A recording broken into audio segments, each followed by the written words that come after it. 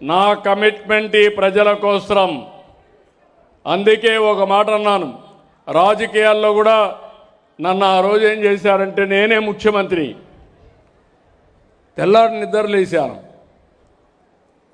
సాక్షి టీవీలో వచ్చింది, వివేకానంద రెడ్డి గుండెపోటుతో చనిపోయాడు. నేను కూడా పాపం అన్నా. మా ఆఫీసర్లు కూడా నాకు చెప్పలేదు, మా రాజకీయ నాయకులు చెప్పలేదు. సాయంత్రానికి మళ్ళా ట్విస్ట్ చేసి గుండెపోటు పోయి తండ్రి లేని బిడ్డ, ఇప్పుడు తండ్రి పోయాడు, చిన్నాన్న కూడా చనిపోయాడని సాయంత్రం. నెక్స్ట్ డే నిద్రలేస్తానే కత్తి నా చేతిలో పెట్టి నారాసుర రక్త చరిత్ర. మారీచుడు బెటర్ అనిపిస్తున్నాడు నాకు. మారీచుడు కొన్నిసార్లు వేషాలు వేశారు కానీ ఈ పగటి వేషాలు నాకైతే అర్థం కాల. మళ్ళా ఎదురుదాడి. కాబట్టి మనం ఏంటంటే మనం గుర్తుపెట్టుకోవాల్సింది ప్రజలకు జవాబుదారితనంగా ఉందాం.